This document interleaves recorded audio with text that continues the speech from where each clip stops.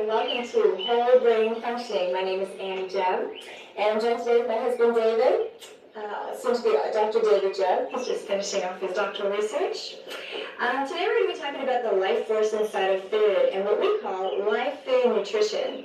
So, David, why don't you give us a good definition of what live food nutrition means? Well, live food is a finer distinction in the raw food movement. Maybe you've heard about eating raw food. Live food is raw food only having its life principle. And today we're going to show you a couple of plates and things to show you how food actually has a life force. And a lot of food that people are eating in the raw food movement has less than really has its life force, actually. Carrots and beets and corn and the grain, even if it was sprouted, for the most part, is missing vital electrics. And when these foods are broken down, they are broken down to a sugar, which the liver doesn't recognize, this sugar. This sugar sprints right past the liver without the liver really being able to recognize this, and this really causes some major challenges for people.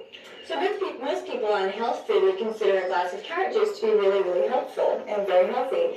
And in fact, it's much better than any kind of a soda or a canned beverage, of course. However, in the distinction that we're making here in live food nutrition is that actually there are hybrid foods and there are non-hybrids. So, live food basically is food which you can find in a semblance of this food growing wild in nature. We cannot find an semblance of corn, wheat, rice, potatoes, carrots, beet, the starch vegetables for the most part. You cannot really find a semblance of these foods growing wild in nature. Right, whereas wild foods that are growing in the wild in nature, you find them, you can wildcraft these foods. They have just an amazing amount of electrics to them. Okay, so the foods you can find an semblance of cabbage, you can find an semblance of broccoli, you can find an semblance of asparagus, onion, and things like this. These are really not hybrid foods. A hybrid food is a food which really won't be able to reproduce itself really in nature. And one of the major reasons why the food less than can reproduce itself is because it's missing these vital electrics that would cause it to be able to sustain itself in nature. So the definition of live food is food which you can find in a semblance of these foods growing wild in nature. Even though they may be grown on a farmer's field, you can find a semblance of these foods growing wild in nature. So there are foods which have its life force, which is easily digested. So basically that's the definition of live food. So food that has its life force in it, that means basically uncooked, fresh raw fruits and vegetables, right? And sprouted things as well, and some ferments. Finding the semblance of those foods found growing wild in nature. Right. So Annie, at the start of the program, said, well, what about carrot juice? You know, carrot juice is really touted as a health food, and wheatgrass is touted as a health food. And even though there are some benefits from these foods, both of those foods are missing vital electrics, and the sugar from these foods sprints right past the liver and without being recognized as a sugar. And this is a major challenge for the body because it eventually causes an acidosis of the body. It causes hyperglycemia, which is low blood sugar, which many people actually are suffering from, and it causes bile stones to form. So today, for the most part, in this segment that we're talking about here, we're talking about live food nutrition, which is a component of whole brain functioning. It's one teaching in whole brain functioning. Whole brain functioning meaning verbal and non-verbal, including nutrition and every other pattern. So whole brain functioning relates to verbal and non-verbal patterns that allow us to live in the whole of ourselves. And so nutrition causes us to live more in the whole of ourselves, and this live food nutrition causes us to be able to live more in the whole of ourselves by causing us to be more alkaline, our tissue to be slightly more alkaline than what most people's tissue is, and the pH of the blood to be just perfect. There is a neurological threshold which our brain activity peaks, and we really have excellent ability to be able to go into areas of the brain and things like this, and also a kind of a feeling of a high somewhat in life, a feeling of being elevated in life. And it is interesting that all of the substances which would have caused a person to feel kind of high are alkaloids. Most of these are alkaloids, and when we alkalize the brain, we naturally are feeling high. So people eating live food naturally feel high. So one of the things that we talk a lot about with live food nutrition is the life force inside of food. And actually, when there's some really cool toys that you can do now, like a Curly and Field camera, where you can take a photograph. Maybe you've seen this at the health fairs and stuff. You can be photographed at the health fair, and they'll show you the different auras, you know, the color of the aura that comes out of each of us. And just in a few minutes, we're going to show you some pictures of food that's been photographed with the Curly and Field photography. And you can get a really good idea about the life force inside of the food. Whenever food is cooked, enzymes die inside of the food. The enzymes, you could kind of say, is like the life force of the food itself. And so a huge difference between a raw food and a live food and a cooked food. The enzymes are alive in live food, and they're not there in the dead food. So L-I-F-E, life food, and this life force, I'm going to show you a picture of a leaf, and you're going to see the energy field of the leaf, basically. And this next shot that I'm going to show you, basically the stem of the leaf remains, but the outer leaf here is torn away, and yet the viewer, you're going to see the life force of that leaf still. This life force... still quite strong, huh? Even though the leaf has been torn away, that's just the stem, and it has the pattern still of itself as it was in its whole self. So isn't it very amazing that life begets life and death begets death, basically? And if you're interested to live a longer life and you're caring to live life more abundantly, then I would recommend that you would consider bringing in a life force also. And it is amazing that most people in nutrition up to this point have been counting empty, dead, skeletonized calories. And so the next shot that Amy's getting ready here for us to look at is actually a shot of a person's hands. This is one of my favorite pictures, actually, because it really gives you an idea of the kind of vitality that comes out of a person. I remember doing trainings years ago and learning about how vast and far the field around each of us extends from the actual physical body. It's our energy body and how large that can be. And this is a nice graphic example of this. So, you know, this first picture that you can see here, this top one, there's a person's hands, basically who's eating food which has its electrics, versus this bottom picture, which you really cannot see. You can hardly even see this. Any pattern at all there. This is really the electricity, the amplitude of electricity that we have in our body. We have to have quite an amplitude of electricity in the body to be able to get into our left hemisphere of the brain, which is connecting us with each other through virtue of the language exchange. And also, this is the hemisphere majorly that's involved in kinesthetic motor movements and getting up and going and moving and sequenced behavior. This connects us with the outside world, this hemisphere. It is the very most outer aspect of our neurology, and we really require quite an amplitude of electricity, as shown in the hands of this person, to really be able to get properly into this hemisphere. Many people truly have been eating empty, dead, skeletonized calories are less than really living in the whole of themselves. Okay. So go ahead and show the other picture too, just we're wrapping up this. I know, I'm just going to show you, this is corn, this is the energy field of corn, which really doesn't have much energy field. Of course, this is cornflakes. No energy field. Nothing there at all, really. No, nothing there. Life begets life, and dead begets dead. Whilst we have this life force, you know, the whole body is animated, and eventually, when we less than have this life force here, the body is just like a skeleton, basically, anything more or less that you would find inanimate on the ground.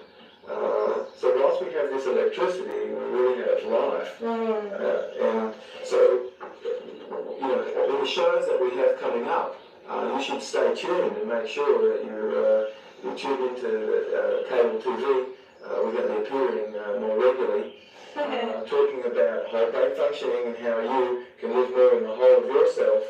And the segments that we're going to do today, we're going to talk a little bit more about live food nutrition.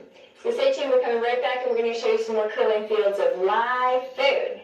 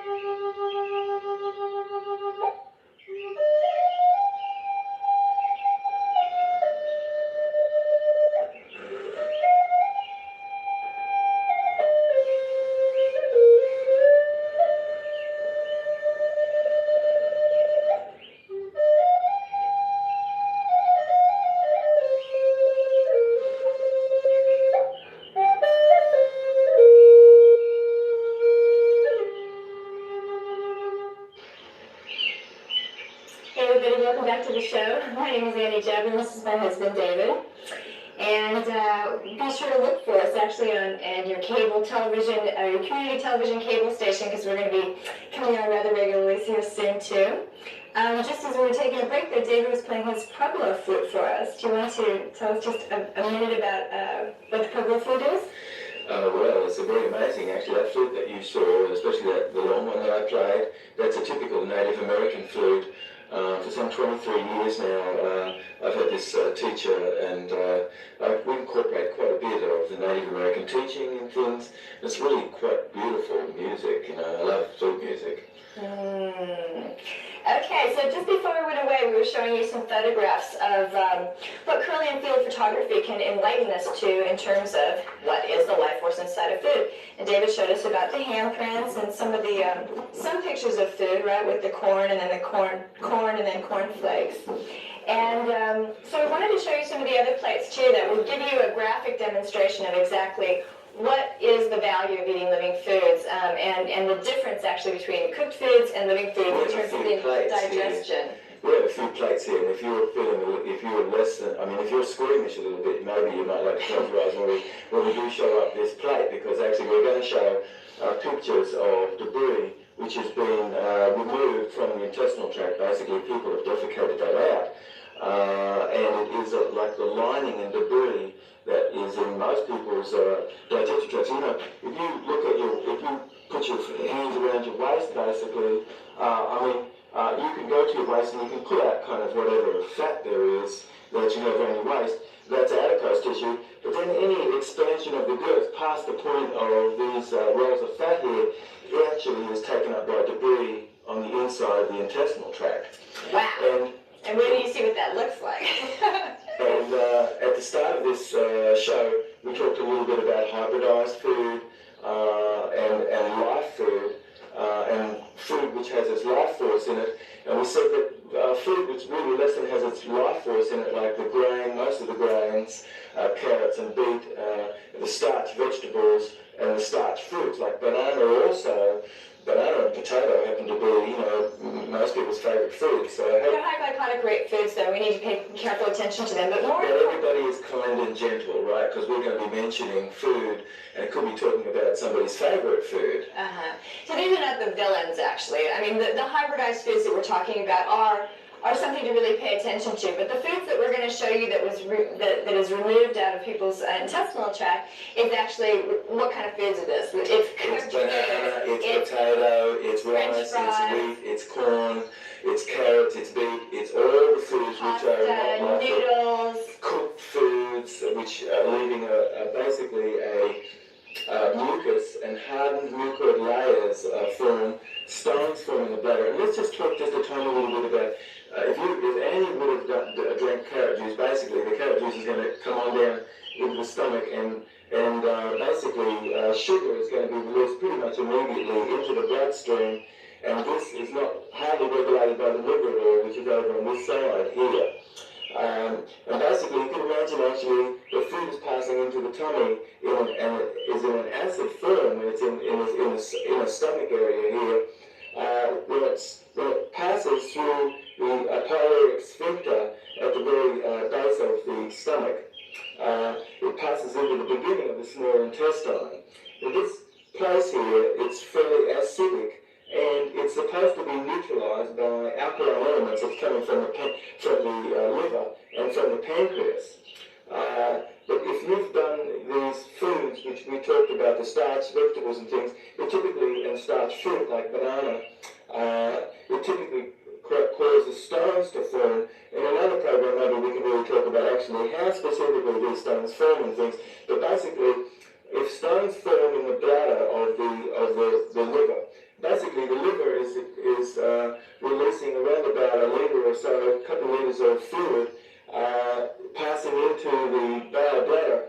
The liver is the factory and irrigation sewer treatment facility, basically for the intestinal tract. Intestinal tract. And it's cleansing the blood. It is the major organ of detoxification, cleansing the blood. Most people's blood flow to the liver can be reduced remarkably and can be improved enormously if we can clear out some of this debris.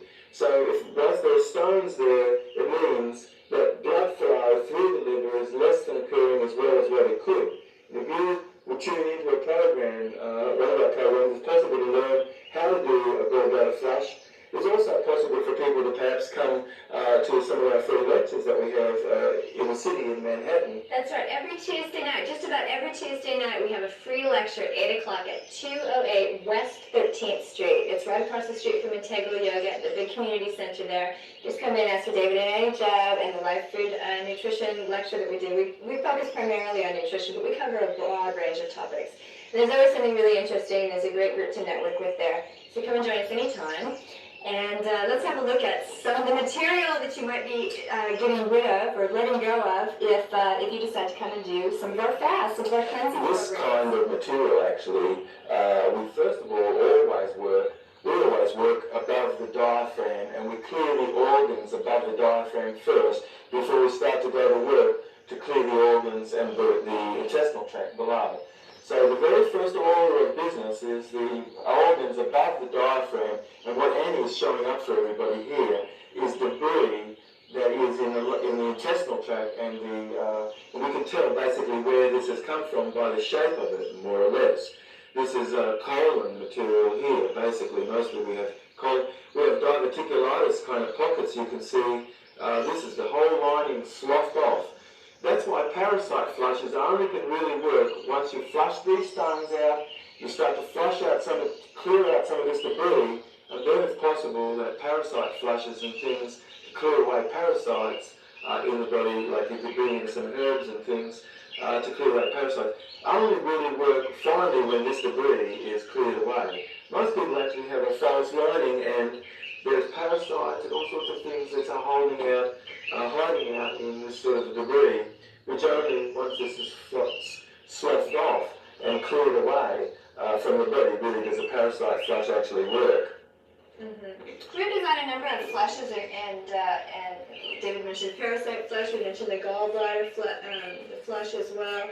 So just kind of in a little nutshell, we'll give you, most people don't realize that actually you can remove all the stones from the gallbladder while keeping your gallbladder inside of your body. Most of the AMA says, well, you've got stones, let's pull out that gallbladder. You won't need it anymore. Well, that's totally incorrect. You can usually heal the gallbladder the same way that it became injured in the first place, by removing the debris, getting rid of the stones, and there's a really simple program for this. Several colleagues, their favourite operation used to be gallbladder removal, and in the last 16 years that we've been talking about this to them, they haven't performed a single gallbladder removal, and every person who has come to them has been healed through a process of doing a gallbladder flush. It's amazing, really. I mean, I don't know exactly what it would cost you today if you were even entertaining a gallbladder operation, I think it's about $22,000. Yeah, it's like you can buy a house for that, right? And the surgeons, the shield here is really not going to do quite as good a job as what's possible if you really do a gallbladder flush and actually harness nature to help pull these stones out. Right, basically. And the gallbladder flush basically costs, I think even if you buy the highest quality grade oil, I mean, it will cost you $20 tops, and a couple of days of your time, a couple of days of fasting, and that's about it. So it's a really simple, elegant program. Our gallbladder flush typically takes 14 days. I know there's lots of programs out there that it's possible maybe you could do something like that in a lesser time. But since the late 60s that we've been putting this program together, we've looked at many programs, and you could say that Annie and my work is sort of eclectic. We've brought together a synthesis of the very best, and after seeing many people go through this process, we really have refined the process, and for the most part, this is done over 14 days, and typically a person will do what we call a nutritional fast, which means no solid food, no starch, no flesh, no cooked food, and no breakfast.